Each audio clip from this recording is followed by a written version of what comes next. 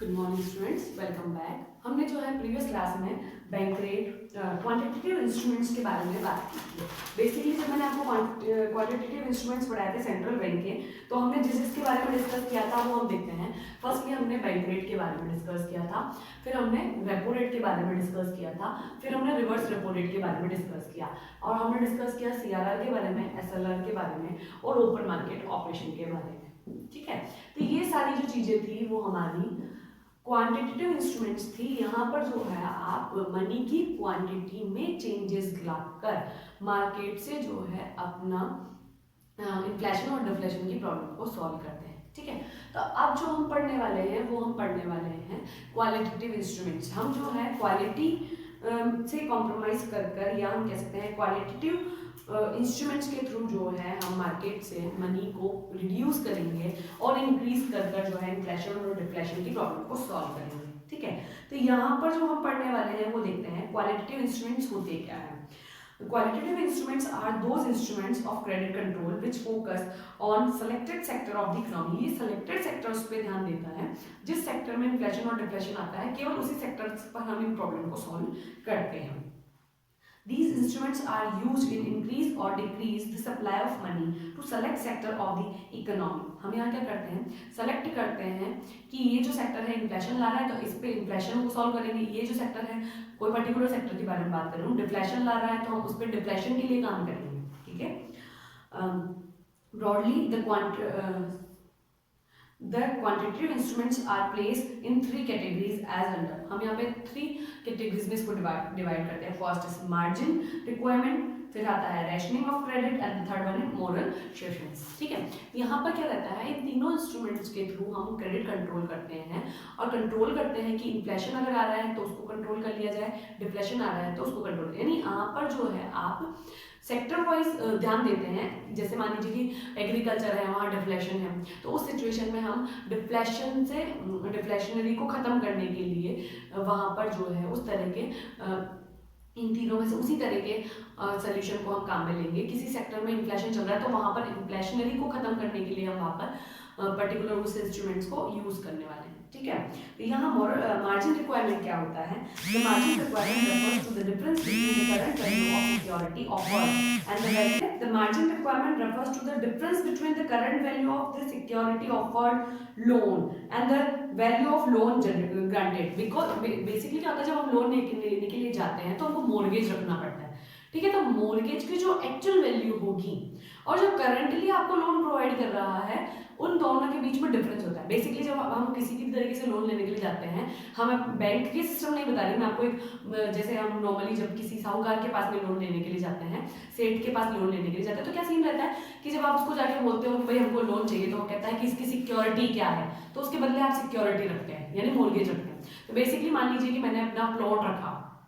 ठीक है, प्लॉट की रिसेंट वैल्यू जो है वो हमारी 1.5 लाख रुपए है। ठीक है, यानी 1.5 लाख रुपए आपको अब लोन मिल जाना चाहिए, बट ऐसा नहीं होता।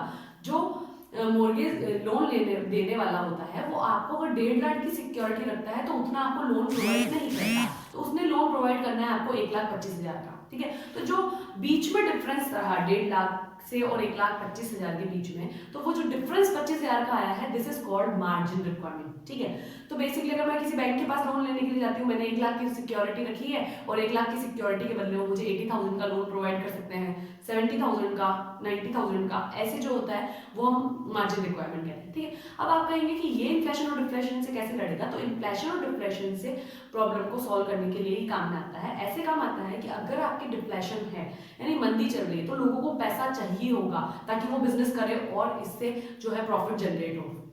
इस समय क्या होता है, गवर्नमेंट मार्जिन को जो है कम कर देती है, यानी अगर आपने 1 लाख रुपए का जो है सिक्योरिटी रखा है तो आपको 90,000 95,000 का लोन अवेलेबल करा दिया जाएगा। ज़्यादा से ज़्यादा आपको लोन अवेलेबल करवाया जाता है ताकि आप उसका इन्वेस्टमेंट करें, री इन्वेस्टमेंट करें और आप उससे प्रॉफिट जनरेट कर सकें। इन्वेस्टमेंट होगा तभी डिफ्लेशन खत्म होगा, अदरवाइज डिफ्लेशन खत्म नहीं होगा। ठीक है। अगर इन्फ्लेशन चल रहा है तो ऑलरेडी जो है मार्केट में पैसा है, और उस समय अगर कोई लोन लेने के लिए आता है, बिकॉज उनको प्रॉफिट हो रहा होता है, तो वो और प्रॉफिट से कहते हैं कि और प्रॉफिट से आकर्षित हो जाते हैं, हम ये कह सकते हैं कि वो अट्रैक्ट होते हैं उस चीज़ से, तो इसलिए जो है उस समय मार्जिन को बढ़ा दिया जाता है।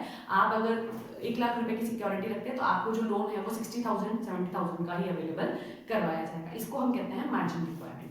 The next one is rationing of credit. Rationing of credit का सीन क्या रहता है स्टूडेंट्स, देखिए, rationing of credit refers to fixation of credit quotas for different business activities. Rationing of credit is introduced when the supply of credit is to be taken, to be checked particularly for speculative activity in the economy. The RBI fixed credit quotas for different business activities. The commercial bank cannot exceed the quotas limit while granted loan. This restricts the supply of money in the economy and inflation is controlled. On the other hand, rationing of credit is withdrawal to increase the supply of money. This control deflation. Basically क्या होता है, इसका मतलब ये होता है, rationing of credit का मतलब होता है कि सेक्टर वाइज हम लोन देते हैं। मैंने आपको बताया था कि यहाँ पर्टिकुलर पूरे देश में एक ही प्रॉब्लम नहीं है, अलग अलग सेक्टर्स में प्रॉब्लम है, उन सेक्टर्स से हम लड़ रहे हैं, ठीक है। तो जिस सेक्टर में इन्फ्लेशन है उस सेक्टर को हमको लोन नहीं देना, ठीक है। इन्फ्लेशन फैला रहा है वो सेक्टर, तो लोन हमको प्रोवाइड नहीं करना है। तो इस सिचुएशन में हम क्या करेंगे, लोन की जो इंटरेस्ट रेट है उसको इंक्रीज कर देंगे, और दूसरा लिमिट को जो है वो डिक्रीज कर देंगे। लिमिट डिक्रीज करने का मतलब ये हुआ कि आप फिक्स कर देते हैं कि इससे ज़्यादा लोन हम यहाँ पर नहीं दे सकते, ठीक है। तो यहाँ लिमिट के थ्रू आप जो है डिफ्लेशन और इन्फ्लेशन को कंट्रोल करते हैं। अगर डिफ्लेशन है तो लिमिट को इंक्रीज कर दिया जाएगा, आप जो है लोन बांटे, 10 लाख का बांटे, 40 लाख का बांटे, 50 लाख का बांटे, इस तरीके से हम यहाँ पे लिमिट्स नहीं रखते हैं, लिमिट्स को इंक्रीज कर देते हैं। साथ ही साथ अगर इन्फ्लेशन है किसी सेक्टर में तो हम वहाँ लिमिट को जो है डिक्रीज कर देंगे।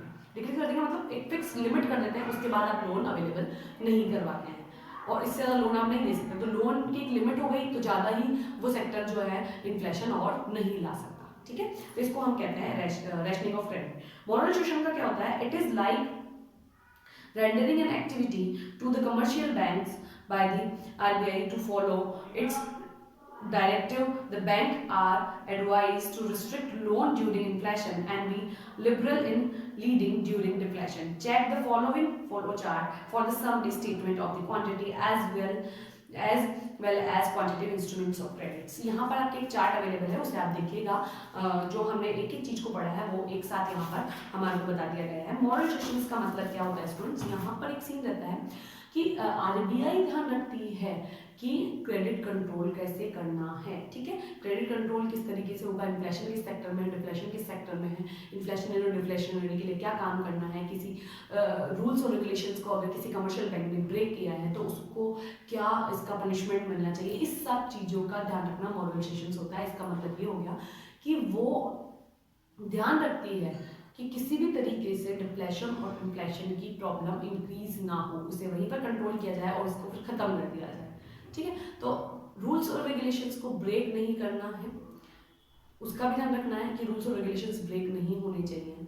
जो रूल्स और रेगुलेशंस बने हुए हैं उन पर ध्यान रखना है। अगर किसी ने ब्रेक किया है तो उसको जो है उसके लिए पनिश करना है, उस पर जो जुर्माना लगाना है, फीस पे करनी है, पेनल्टी लगानी है, ये सारी चीज़ें भी जो है आरबीआई ध्यान रखती है, ठीक है। तो ये हो गए हमारे क्रेडिट कंट्रोल करने के लिए आरबीआई के इंस्ट्रूमेंट्स, ठीक है। हमने तो क्वांटिटेटिव और क्वालिटेटिव दोनों के बारे में बात कर ली। अगर आपको फिर भी कोई प्रॉब्लम आती है तो आप पूछ लीजिएगा स्टूडेंट्स। ये आपके सिलेबस में तो नहीं है बट ये चीज़ आपको रेगुलरली आगे काम करने वाली है, इसीलिए एक नेक्स्ट चैप्टर में फिर से काम आएगी, इसीलिए मैंने आपको इनको अभी क्लियर बता दिया है ताकि अगर आपको कोई प्रॉब्लम हो तो आप अभी क्लियर कर लें, ठीक है।